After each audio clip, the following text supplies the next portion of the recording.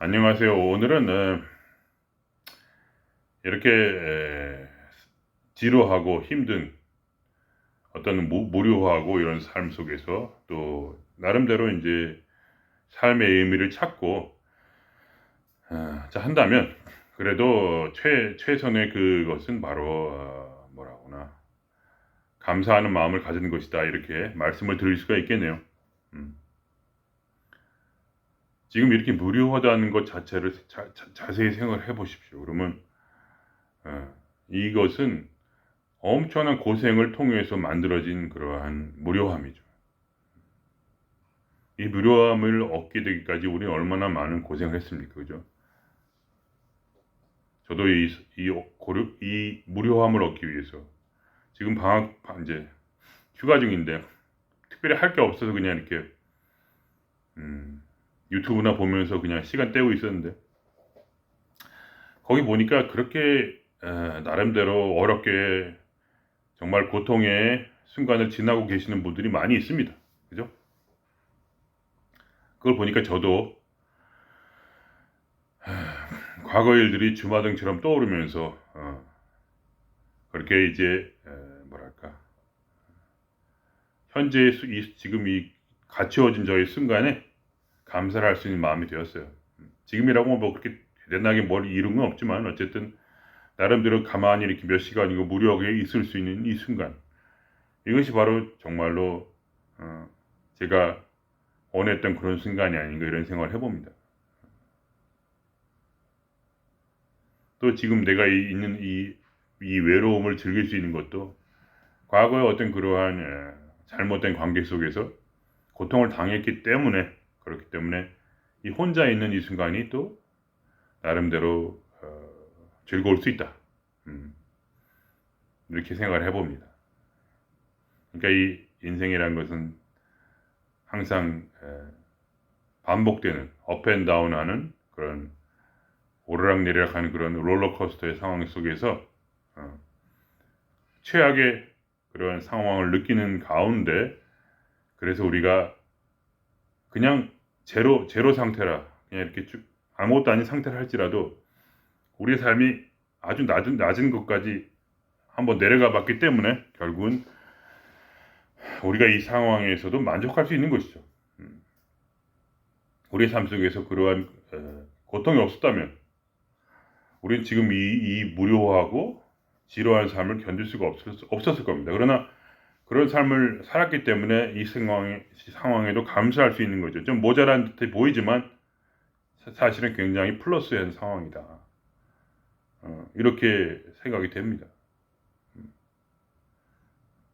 그러나 우리 같이 그런 고통이 당하지 않았던 그런 분들이라면 당연히 행복한 상황에서 살았던 분들이라면 당연히 굉장히 안 좋은 지금 상황이 어떤 그런 점점 나이가 들고 홀로 많이 있게 되고 무료하게 되는 이런 상황이 굉장히 정말 나쁘다 나쁜 현실이다 이렇게 생각할 수밖에 없겠죠. 그죠? 그러나 우리의 그런 가치 기준이 낮아졌기 때문에 우리의 어떤 뭐라거나 우리의 그 가치 판단의 기준이 굉장히 낮아짐으로써 해서 우리가 지금의 이 상황을 즐길 수가 있는 거죠. 가치 판단의 기준이 굉장히 높다면 그런 사람에게는 지금의 이러한 무료한 상황이 점점 뭐랄까 마치 이렇게 하얀 곡선을 그린다고 느껴지겠지만 우리 같은 고통을 당한 사람들은 바로 아래에서 점점 위로 올라가는 그러니까 젊었을 때 고생을 많이 해놓고 그리고 점점 이렇게 위로 올라가는 상황이다 이렇게 말씀을 드릴 수가 있겠습니다. 그러니까 저는 항상 올라가고 있기 때문에 그러한 지금의 약간 무료함도 굉장히 가치 있다 이렇게 느껴지는 거죠 마음속에. 음.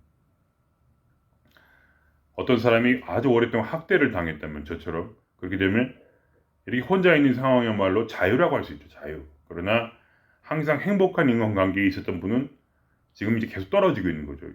죽을 때까지 계속 떨어져야 되는 거죠. 제로가 될 때까지. 죽음이라는 건 제로니까. 음. 제로니까 이제 떨어질 일만 남았다 이렇게 보시면 됩니다. 나이가 들면 들수록 행복해지는 사람은 별로 없어요. 어. 나이가 들면서 행복해지는 유일한 길은 바로 제가 아주 극단적으로 좀 이렇게 뭐랄까 약간 내 삶이 거지 같았다 이런 느낌이 있었기 때문에 과거에 이렇게 또 올라가면서 지금 이렇게 제가 외롭고 지루한 상황도 이 지금 느끼는 외로움이 얼마나 감사하고 이 지루함이 얼마나 황공한 일인가 이런 생각이 드는 거죠. 예. 그렇다는 거죠. 예. 그러니까 여러분이 지금 이 순간도 바로 지금 이 순간도 바로 뭐랄까 감사하게 된다면 그 삶이란 것은 계속 올라갈 수밖에 없습니다. 어. 감사한 사람의 삶은 절대로 떨어질 수가 없어요. 그게 법칙이에요, 법칙. 제가 살아 제가 계속 이 훈련을 하면서 내가 마음이 편안하고 감사할 때 나쁜 일이 생길 수가 없습니다. 음. 내일이 내 삶이 잘못되고 있는 그런 떨어지고 있는 순간에는 뭐냐? 내 마음속에 싸움이 있어요, 싸움. 현실을 이기기 위해 싸우는 거죠. 싸울 때 내 현실이 지금 내가 잘못됐기 때문에 싸우는 거죠, 그죠? 내 마음에 이런 두려움이 있는데 이 두려움이 잘못됐다고 생각하기 때문에 싸우는 거죠. 내 삶에 어떤 그런 경제적 문제가 있는데 이것이 잘못되었고 이겨낼 어떤 그런 잘못된 것이라는 생각 때문에 싸우는 거죠, 그죠? 그러나 제가 경험한 바는 뭐냐? 이 싸움을 그쳐야 돼요. 여기서 스톱해야 됩니다. 그러니까 여러분이 계속 내 안에 있는 근원과 계속해서 대화를 하시다 보면 알게 돼요. 근원이 말하는 대부분의 그 말은 충고는 스톱하라는 거예요. 스톱. 더 이상 하지 마라. 생각 중지, 판단 중지 잊어버려라. 그냥 가만히 있어라. 가만히 있어서 바로 내가 너를 위해서 상위자인 내가 너를 위해서 하는 그러한 나의 가르침과 나의 삶을 어떻게 널 이끌어가는 것을 보아라. 그것이 열릴 것이니 반드시 열릴 거라는 거예요. 반드시 열릴 거라는 게 내 안에 있는 그 근원의 말씀이에요. 그건 내 말이기도 하지만 어쨌든 그러니까 이렇게 보시면 돼요. 영 기독교에서 보면 영혼육이라고 하거든요. 영은 이제 신적 부분이고 혼은 우리 보통 이런 생각과 감정이고 그리고 이제 육체는 이 바디면서 바디의 그 어떤 뭐라 하나 욕망을 대변하는 영혼육이라는 세 가지가 있죠. 그럼 영이라는 게 있으면 꼭 그게 맞다는 건 아닙니다. 항상 말씀드린데 제가 이론이 맞다는 게 아니에요. 제가 이 말씀을 드리는 이유는 제 경험을 어떻게 형상화시킬 거라는 것을 제가 말씀드리기 위해서 이 영혼육이라는 것을 살짝 빌려가지고 그걸 설명해 보려는 거죠. 그것이지 제 체험 자체는 그냥 체험이지 이론으로 정립될 어떤 것은 아니죠. 그렇지만 가장 흡사하게 이런 이론이 나름대로 제 경험을 풀어낼 수 있기 때문에 사용하는 것 뿐입니다. 제가 종교인이라 그런 게 아니고요. 저는 크리스찬이 아니에요. 어쨌든 그래서 결국은 이 영이라는 부분이 있다는 거예요. 그러니까 혼이라는 것과 영은 차원이 달라. 그러니까 하나의 인간이 다른 차원에 속해 있는 것과 비슷해요. 마음은 볼 수 없지만 우리 느끼잖아요. 영도 마찬가지예요. 우리가 볼 수 없지만 우리가 뭐라고 하나 그 진리라는 걸 통해서 교제할 수가 있는 거죠. 그리고 영에서부터 느껴지는 어떤 감각이 있는 거죠. 그러니까 우리가 영을 직접적으로 느낄 수 없습니다. 예를 들면 우리가 관찰자의 시점으로 한다는 말이죠. 관찰자로 세상을 느끼는데 우리가 관찰자를 느낄 수는 없어요. 그거는 이제 뭐랄까 거짓말이죠. 왜냐하면 감각이라는 거 내가 관찰자로 있는 건 맞아요. 그 감각이 있습니다. 그렇지만 감각이라는 것 자체는 이미 현상에 속하는 거죠. 현상. 그러니까 본질적 존재는 현상을 일으키지만 본질적 존재에는 실제적으로 현상이 없죠. 이해가 되시나요? 그러니까 현상 자체가 본질은 아니고 본질은 현상을 일으키지만 현상은 본질이 일으킨 것이지 실제 그 본질은 아니라는 거죠. 그러니까 영이라는 것은 뭐냐? 우리가 느낄 수 있는 감각의 바깥에 있습니다. 그러니까 사람들이 자꾸 그 잘못된 길에 빠진 게 뭐냐면 어떤 존재의 감각이 그 영 자체인 줄 착각을 하고 있어요.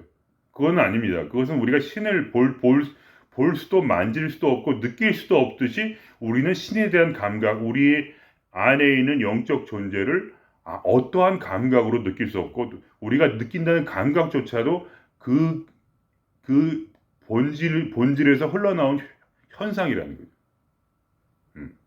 그러니까 그거를 찾아서 그거를 저도 어떤 그 제 안의 존재 감각을 통해서 이것이 그대로 영원히 똑같은 감각을 가지고 있죠. 우리가 예를 들면 제가 말씀드렸지만 어렸을 때의 감각이나 나이 들어의 감각이나 30대나 50대나 70대나 내가 존재하던 그 감각은 그대로 있지만 그것이 바로 그 존재 자체는 절대로 아닙니다. 그 존재는 감각이 없어요. 그러나 존재합니다.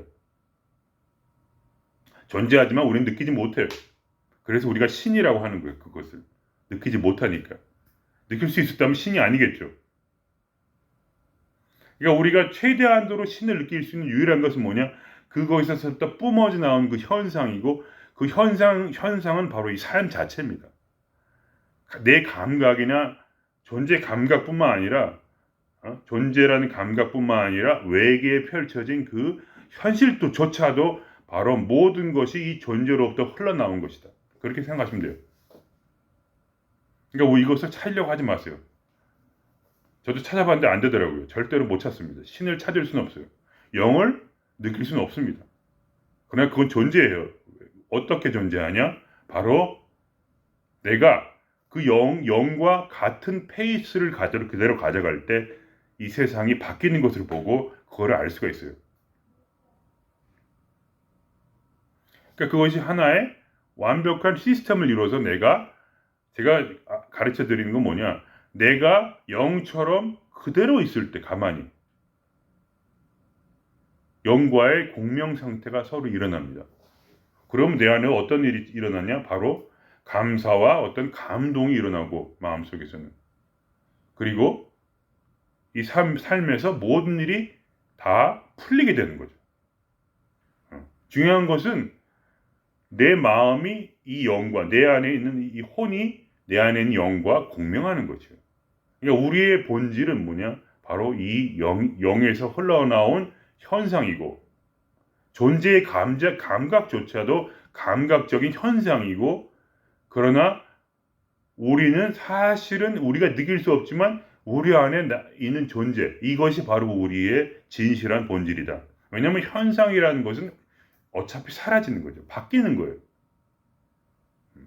우리가 존재라고 할 때 우리가 바뀌는 것은 말하지 않습니다. 우리는 100년 이내에 죽습니다. 그죠? 그리고 늙어지고 이 모든 세포는 변화하고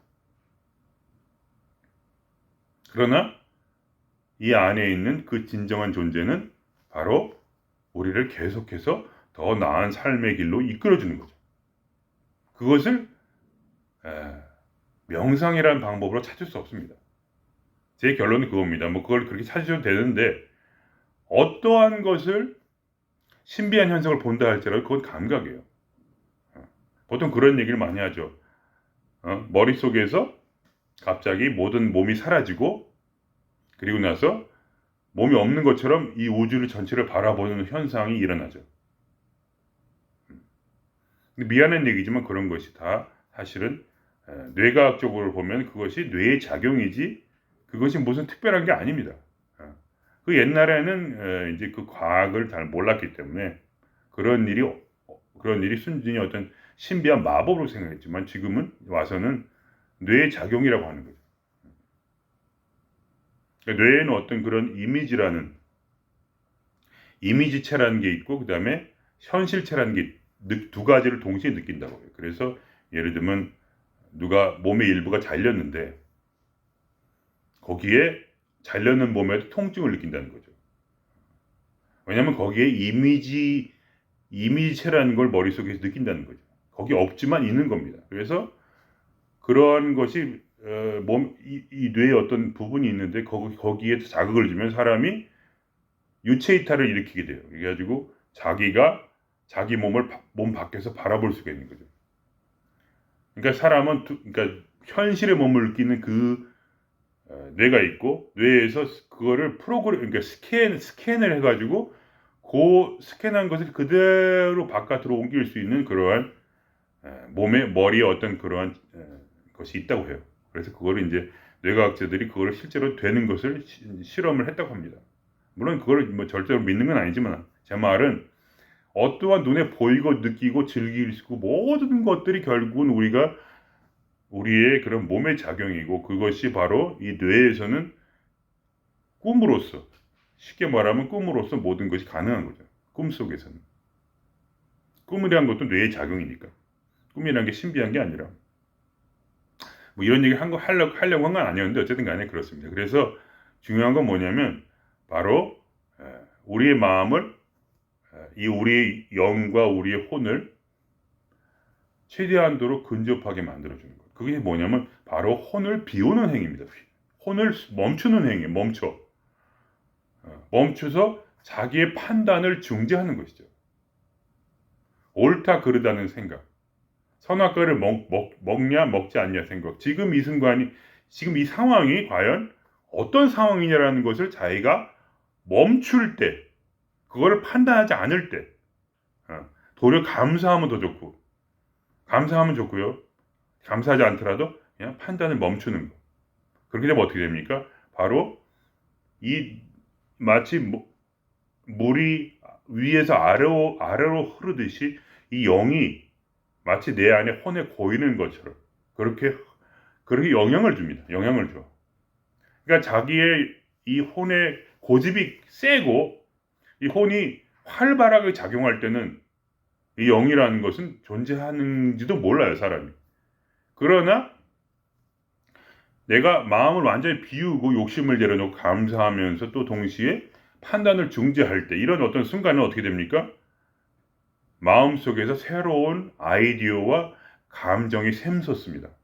그것은 바로 영에서부터 흘러나오는 그러한 정말 그러한 감각이라고 할 정도의, 물론 그것이 정확히 그렇다 이렇게 말은 못하죠.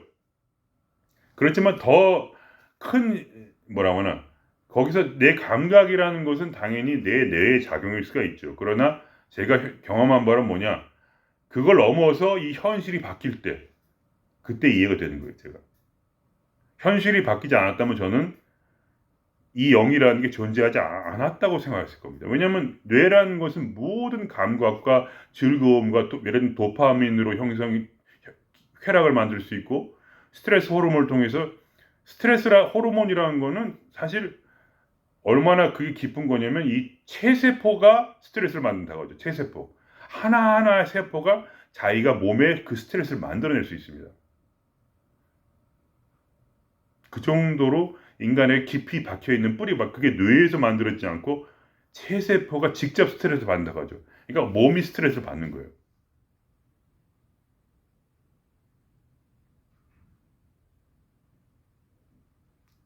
그런 어떤 그 몸속에 이 체세포 내에서 스트레스 받을 때 어떤 일이 일어나냐면, 체세포 내에서 아주 어떤 그러한 조화가 깨지는, 질서가 깨지는 어떤 그런 몸속의 체세포 내에서 그런 호르몬이 분비된다고 합니다.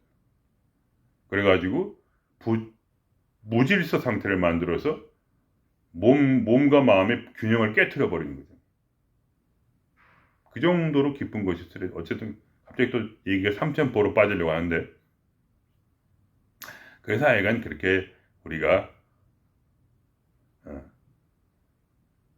이 삶을 통해서 우리가 이 영의 존재를 확인할 수 있다는 겁니다. 왜냐하면 내가 그러한 영적 교제의 순간에 이르고 내 마음의 문제를 이 세상이 해결해서 그걸, 세상을 막 싸워서 해결할 때는 오히려 안 됐었는데, 일이 망가지고 자꾸 일이 꼬였는데, 내가 이 세상을 놔둬버리고 조급한 마음을 내려놓고 자꾸 마음은 날뛰고 막 뭔가를 해결하려고 하잖아요. 그걸 오히려 이렇게 스톱하고 기다리는 과정에서 자연스럽게 모든 문제가 해결이 되고, 계속 누가 전화를 하고 계속 누가 일을 하면서 나는 그 일을 안 했는데 남이 일을 해주는 거예요.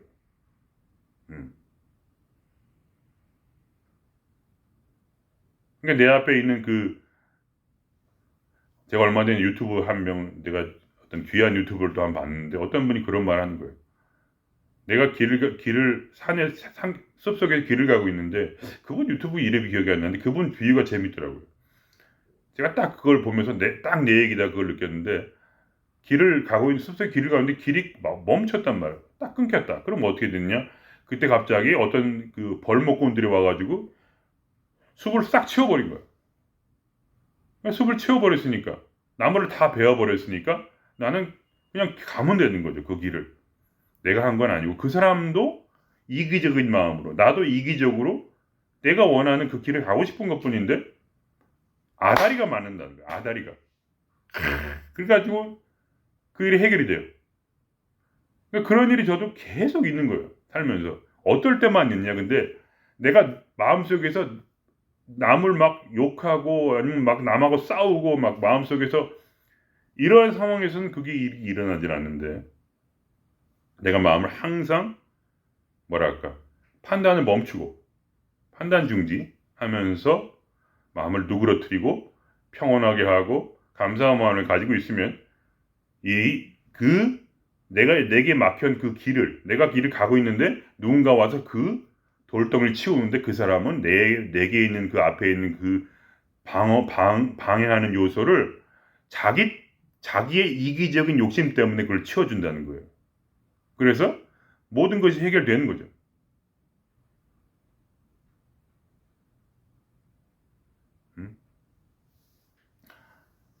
지금도 예를 들면은 제가 이사를 갈 집에 제가 가구가 없었는데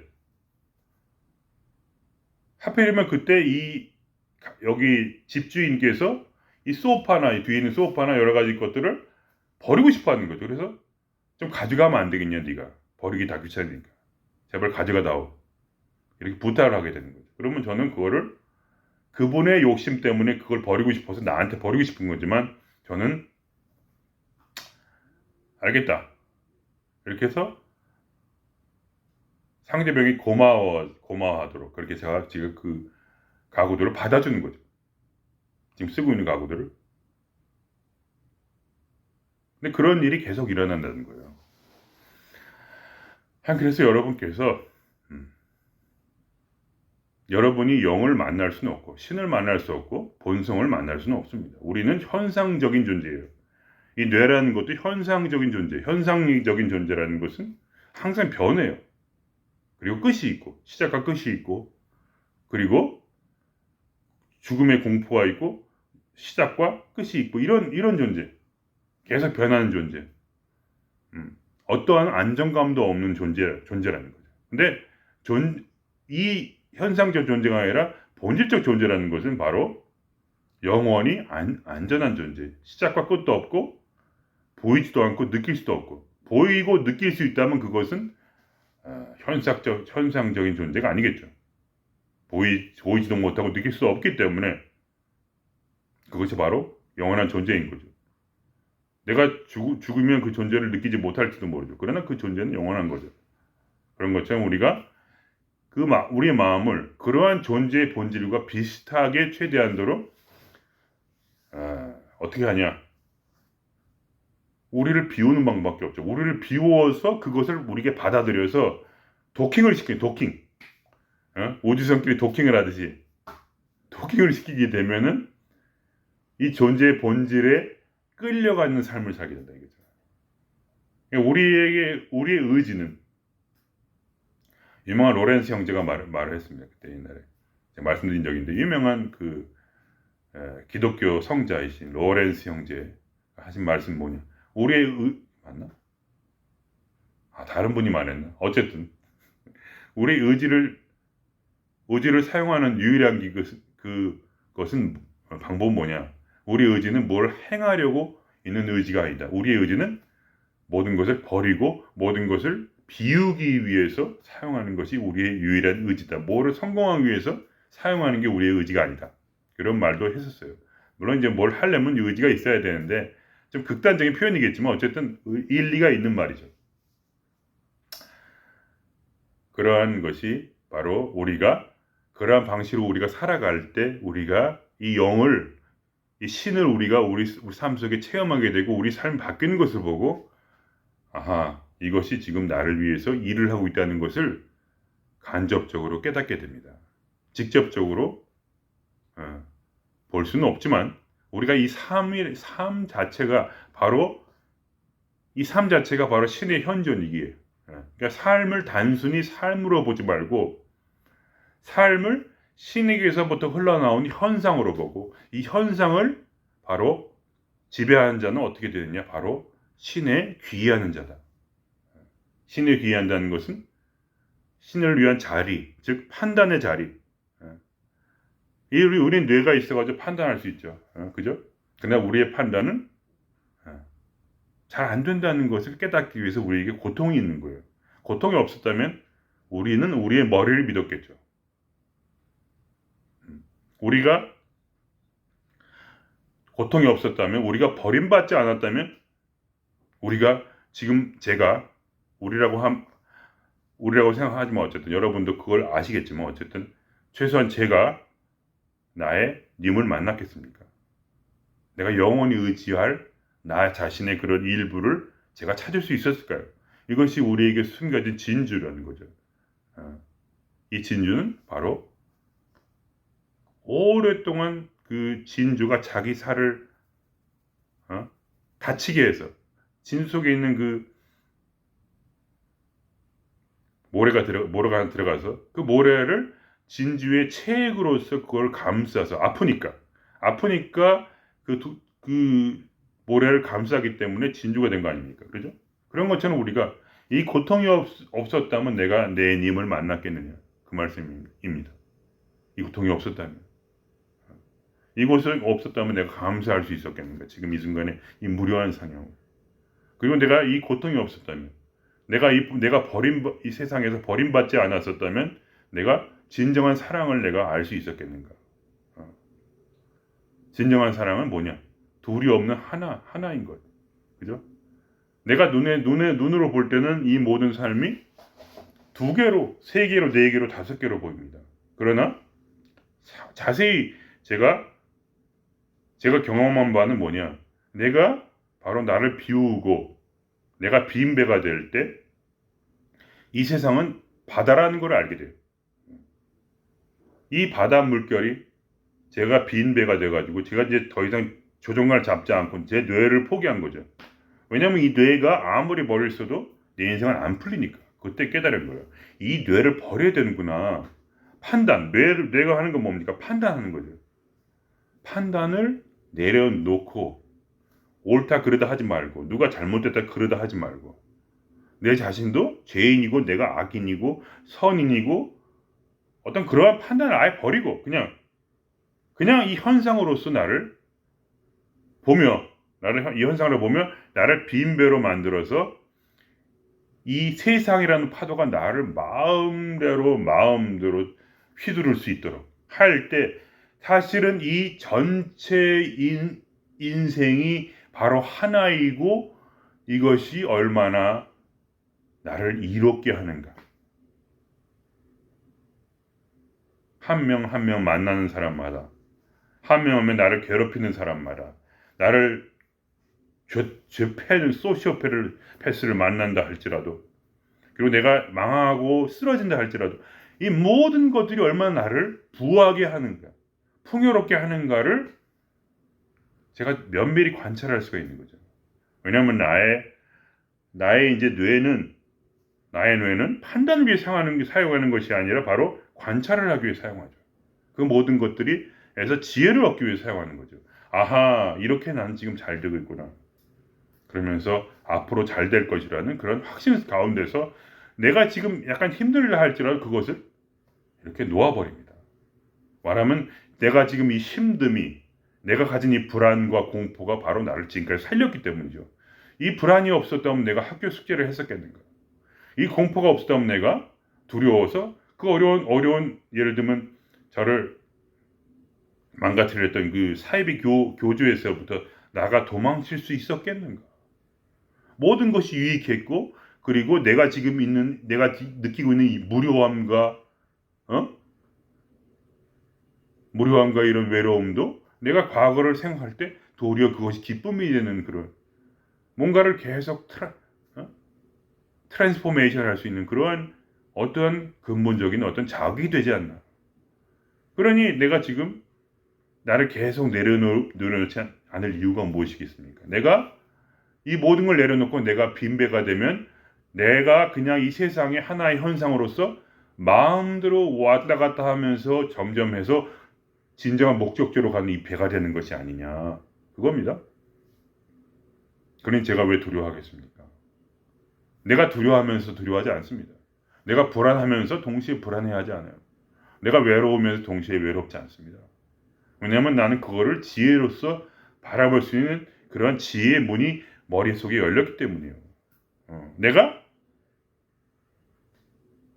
내가 이 정말 이 돛을 내가 배처럼 흔들리지만 내 깊이 내려놓는 이 돛을 내가 잃지만 않는다면, 내가 판단을 중지하고 계속해서 마음을 비우면서 나의 진정한 본체인 바로 신으로서 끊임없이 이 바닷물결을 따라 휘청이며 살아간다면, 휘청거리는 이 삶 속에 진정한 바로 길이 있다는 것을 깨달아지고 나는 절대로 두려워하지 않습니다. 항상 저는 다시 이 내린 돛으로 돌아옵니다. 배는 막 흔들려도 깊이 있는 돛, 깊이 바닥 깊이 꽂혀있는 이 돛은 흔들리지 않습니다. 그것이 제 마음에 있는 깊은 이해와 그리고 깨달음이에요. 그 믿음이고, 나는 거기에 박혀 있습니다. 이 바다 깊은 곳에. 그리고 그것은 거기서 난 떠날 수가 없어요. 왜냐하면 내가 이 깊은 고통 가운데서 결국 나를 포기하게 되고, 깊은 고난 가운데서, 외로움 가운데서, 눈물 가운데서 내가 이 뇌를 포기하고 내가 판단을 중지하며, 그럼으로써 내가 이 길에 지금 결국 다다라서 앞으로도 계속 이 길을 걸어갈 것을 절대로 믿기 때문에 저는 이 지금에 오는 이 불안과 공포와 그리고 이러한 공포와 어떤 기쁨과 어떤 외로움과 지루함을 전부 받아들입니다.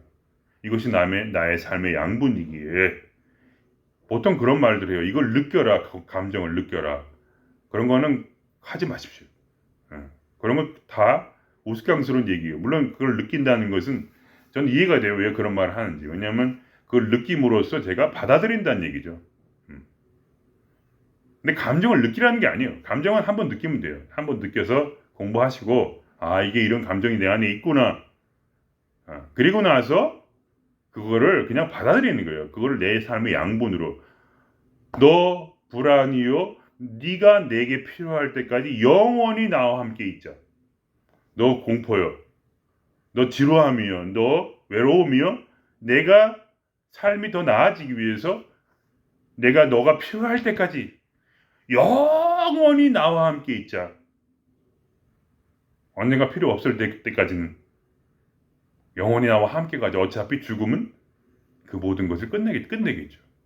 그러나 그 전까지는 네가 필요하다면, 필요해서 온 존재이기에 너 불안과 공포여 지루하며 외로우며 영원히 나와 내 마음에 머물러라.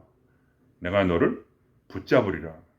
내가 너가 필요했다는 것을 지금까지 이해했기 때문에, 그것 때문에 내가 살았기 때문에, 너 때문에 살아서, 그래서 내가 감사하노라. 내 안에 있는 공포와 불안에게조차도. 이런 마음을 가질 때 어떻게 됩니까? 도리어 한 차원 더 높은 승화된 어떤 그러한 마음으로서 살아갈 수 있는 거죠. 우리가 더 이상 어린아이에 머무르면 안 됩니다. 양약은 고고하니 했죠. 다 같은 얘기예요. 쓴 게 더 약이 돼요. 쓴 약이 더 약이지 단약이 약이 됩니까? 단약은 설탕이지. 설탕이 몸에 좋습니까? 나이가 먹을수록 쓴 약도, 쓴 커피도, 쓴 소주도 나름대로 기쁨으로 받아들이는 것처럼 우리가 이 마음의 불안, 고통, 외로움, 즐거움, 우울함 여러 가지 감정들이 내 안에서 나의 피가 되고 살이 되는 것을 알기에 우리는 이 가운데 가만히 앉아 있을 수 있는 거예요. 마음을 편안하게 하고 이 가운데 앉아 있는 겁니다. 이것이 나를 살리는 것이니까. 왜냐하면 모든 것은 바로 제가 경험하는 이 영, 우리가 느낄 수도 없고 감각할 수도 없는 이 영이 우리의 본체이기에 이 본체는 당연히 내 몸과 내 마음을 살립니다. 살리고자 하는 것이거든요. 죽이려고 하는 게 아니에요. 근본적인 거기에 자기 자신에 대한 깊은 사랑이 있어요. 거기에. 우린 그 사랑 안에서 먹여지고 입혀지는 거예요. 마치 내 엄마처럼. 더 이상 엄마한테 의지하지 마십시오. 엄마와 분리돼요. 엄마가 우리에게 만들어놓은 뇌가 있다는 거 우리 잘 알고 있죠. 엄마 의존적인 뇌가 여기 있습니다. 근데 엄마처럼 그렇게 시시한 게 아니에요. 이 본질이라는 것은 엄마처럼 정말 시시하고 자기 마음대로 우리를 사랑하는 존재가 아닙니다. 왜냐면 엄마가 아무리 우리 멋있게 사랑하려고 해도 자기의 주제가 그거밖에 안 되기 때문에 한계 때문에 어쩔 수 없던 거예요. 우리는 그걸 수용을 합니다. 당연히. 저도 저희 엄마를 수용을 해요. 그분의 모자람을 수용합니다. 그러나 우리의 진정한 엄마는 거기 있지 않아요. 우리 자신이에요. 그것이 남처럼 느껴지기도 합니다. 신이 옛날에는 신을 남으로 느꼈어요. 아직 잘 몰랐을 때는. 그러나 가면 갈수록 깨닫는 거예요. 이것은 사실은 나에 속한 것이고 나의 삶을 이롭게 하는 것이구나. 그래서 제가 그거를 깨달았기에 여러분에게도 살짝 힌트처럼 드리는 거죠. 제 말을 다 믿지 마시고 항상 실험을 해보십시오. 과연 여러분의 마음을 판단 중지하고 여러분 손으로 스스로 해결하는 것이 아니라 이 삶이 그분이 얘기하는 것처럼 이 길을 가는데 길이 막혔어. 그러면 갑자기 벌목꾼이 와서 그 길을 만들어내는 것처럼 그렇게 이 삶이 과연 나와 완전히 하나여서 나를 만든 것도 이 영이요 이 세상을 만든 것도 영이기에 우리는 같은 곳에 나온 같은 자식이에요. 모든 사람이 같은 곳에는 한 자식이 한 가족이래요. 우리는 모두 이기적으로 살지만 저도 얼마나 이기적으로 사는지 모릅니다. 극단적 이기성 가운데서 인간의 사랑이라는 걸 크게 믿지 마세요. 그들은 자기의 쾌감을 위해서 우리를 위해 일을 합니다.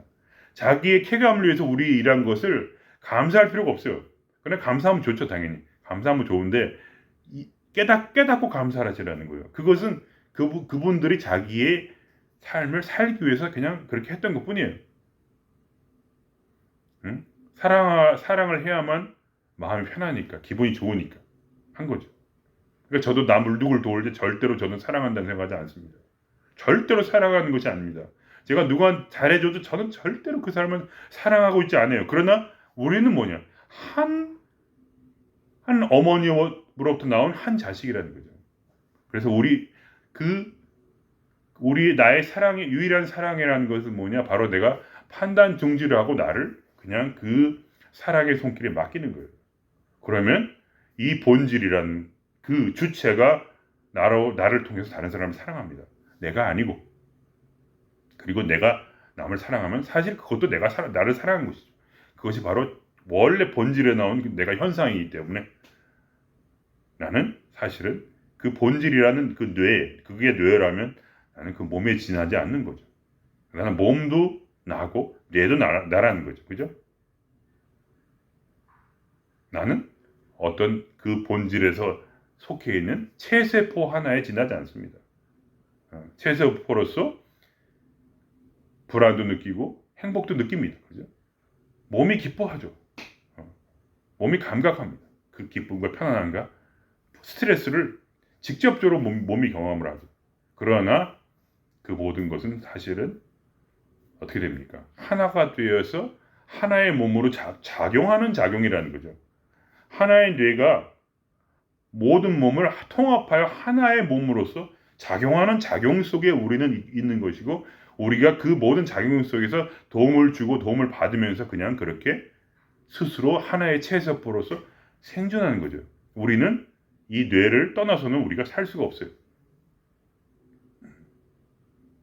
우리의 이 체세포는 과거에는 바깥에 있었고 하나의 체세포가 지금도 GNX 세포라는 진핵생물이라는 이름으로 지금도 하나의 세포로 살아가죠. 우리의 세포나 그 세포나 바깥에 있고 안에 있는 것뿐이지 거의 같습니다. 유전자적으로. 시스템도 미토콘드리아를 통해서 하나의 진핵세포가 살아가죠. 미토콘드리아가 없다면 ATP 작용을 통해서 에너지를 활성화하지 못하니까. 그래서 우리도 똑같이 우리 안에서 미토콘드리아라는 그런 것이 있어서 우리 체세포가 발전을 하며 살아가죠. 에너지를 만들어가면서. 하나하나 체세포가 따로 자기의 발전 기능을 가집니다. 그죠? 그것을 이 뇌라는 신경이 이걸 군집체로서 이것을 조종하는 것 뿐이에요. 이 모든 체세포라는 그것은 과거에는 전부 다 따로따로 떨어져 있어 살았습니다. 그러다가 어떠한 희한한 계기를 통해서 뇌라는 걸 형성하게 되고 이 군집세포라는 것은 이제 간세포라든가 예를 들면 뭐가 있죠? 미세포라든가 여러 가지 그러한 DNA를 이미 가지고 있어서 이미 부모님도 세포 하나, 부모님의 세포 하나와 엄마 세포 하나, 아빠 세포 하나 이렇게 해서 세포가 두 개의 세포가 만나서 우리 몸이 형성된 것처럼 이미 그 DNA에는 우리의 세포가 간세포, 위세포, 무슨 세포가 이미 전부가 다 들어있는 거죠. 그렇게 이미 형성이 되어 있지만 옛날에는 그것들이 바깥에 있다가 사실은 우리 안으로 들어온 것뿐이죠. 수십억 년의 그 진화의 과정을 통해서 갑자기 얘가 이리로 갔는데 어쨌든 간에 우리가 그렇게 우리의 삶을 관찰해가면서 우리가 우리의 삶 마음을 비워내다 보면은 결국 이 작용이 잘 일어난다 이거죠. 몸의 작용이 우리가 몸 속에서 잘 살아갈 수 있고 어떤 다른 기관에도 좋은 영향을 줄 수 있다. 그것을 저는 사랑이라고 하지. 우리 자체에 살아있냐? 아닙니다. 우리는 단지 살고 있는 것뿐이죠. 우리는 절대적 이기적 유전자를 가지고 있는 완전하게 이기적인 존재지만 우리가 우리를 비울 때 그때서야 어떠한 좋은 영향을 주고받을 수 있는 사랑이란 형태로 드러난다 이거죠. 그런 얘기를 제가 말씀을 드리고요. 물론 그 사랑을 제가 무시하는 거 아닙니다. 누군가를 잘해주고 선한 마음으로 잘해준다는 건 아름다운 일이죠. 그걸 왜 제가 나쁘다 하겠습니까? 그러나 지혜가 있는 자는 본질을 볼 것입니다. 이거죠. 그걸 모르니까 그런 얘기를 내가 사랑한다는 생각을 하는 거예요. 그걸 나쁘다고 얘기하는 게 아니에요. 지혜가 아직 어릴 때는 그것이 아름다워 보이지만 지혜를 깨닫고 나면 그때부터는 아하 이것은 단지 서로 간에 지금 뭐라고 하나 상생하는 거죠. 상생의 작용, 서로 윈윈하는 그러한 작용 가운데 있는 것이 우리의 목표이다 이런 것이죠. 그렇게 되고 있고 특히 우리 돌을 닦은 자들, 우리 마음을 비운 자에게는 그런 일이 일어나고 있다. 그런 말씀입니다. 그럼 오늘은 이것으로 마치겠습니다. 예. 마음을 비우시고요. 감사하게 사시고 오늘 하루의 괴로움이 바로 내일의 삶의 양분이 되실 것을 믿으십시오. 그거 반드시 그렇게 됩니다. 저를 말을 믿지 마시고 그거를 관찰하세요. 내 마음을 비우고도 내 삶이 나빠지는 거 보세요. 내 마음 비우게 되면 내 삶이 반드시 좋아집니다. 그것이 궁극의 끌어당김의 법칙이죠. 다른 방법은 별로 없다고 저는 생각해요. 마치겠습니다.